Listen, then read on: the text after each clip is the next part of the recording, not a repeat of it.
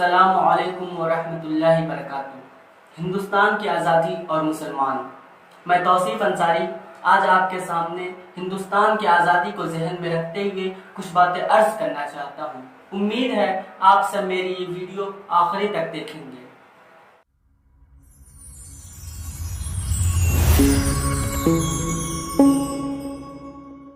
سارے جہاں سے اچھا ہندوستاں ہمارا، ہم بلبلے ہیں اس کی یہ گلستاں ہمارا۔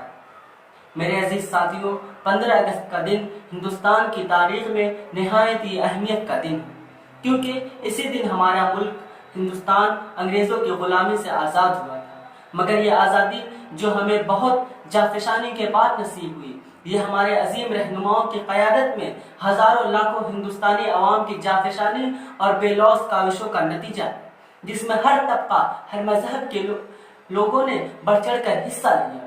لیکن میں یہ ذمہ داری کے ساتھ کہتا ہوں کہ اس میں مسلمان بالخصوص علماء کرام نے قائدانہ کردار ادا کیا۔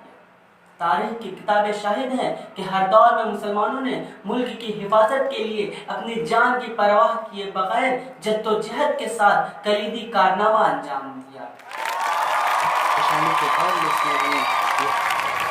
مؤرخین لکھتے ہیں، کہیں ان کو آگ میں ڈالا گیا، کہیں ان کو کھولتے ہوئے تیل میں پھینکا گیا، کہیں ان کو قید کر کے رونگٹے کھڑے کرنے والی سزا دی گئی۔ اس کے باوجود مجاہدین آزادی آزادی کا نعرہ لگاتے رہے اور ہر ہندوستانی کو اپنے تحریر اور ترقی کے ذریعے بیدار کرتے رہے۔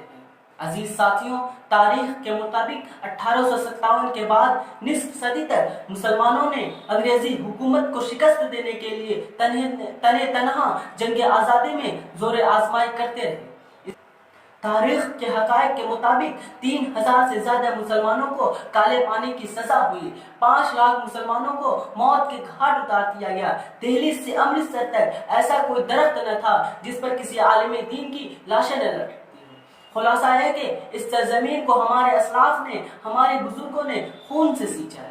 علماء کرام کے ساتھ عام مسلمانوں نے بھی دل و جان سے جنگ آزادی میں حصہ لیا، تب جا کر یہ ملک آزاد ہوا اور آج ہم کھلی فضا میں امن و چین کے ساتھ سانس لے رہے ہیں۔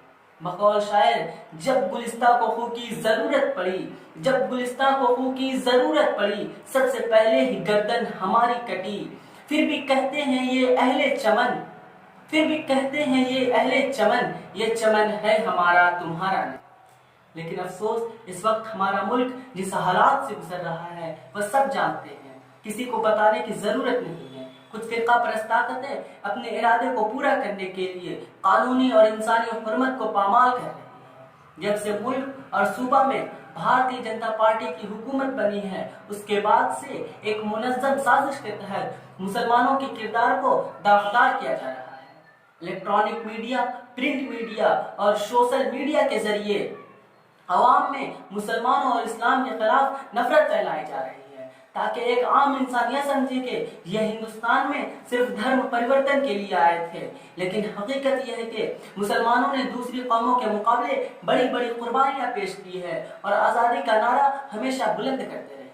عرض یہ کہ ہندوستان کی تاریخ بہت طویل ہے، میں نے اس کا احاطہ پیش کیا کیونکہ اس بات کی ضرورت ہے ہم اپنی تاریخ خود پڑھیں اور بزرگوں کی قربانیوں سے نئی نسلوں کو روشناس کرائیں، اور یہ بھی بتائیں ہمارے اسلاف کو، ہمارے بزرگوں کو ہندوستان سے کس قدر محبت تھی، اس وطن عزیز کو اپنے خون سے سینچ کر یہیں کی مٹی میں دفن ہو گئے، اس کو اپنا آخری مسکن بنانا پسند کیا۔ کیونکہ میرے عزیز ساتھیوں، جب ہماری نئی نسلیں ہندوستان کی آزادی کی تاریخ کو پڑھیں گی تو انہیں معلوم ہوگا اس ملک کی آزادی ہمارے آباء و اجداد کی مرہون منت ہے۔ میں اس شعر کے ساتھ اپنی بات کو ختم کرتا ہوں۔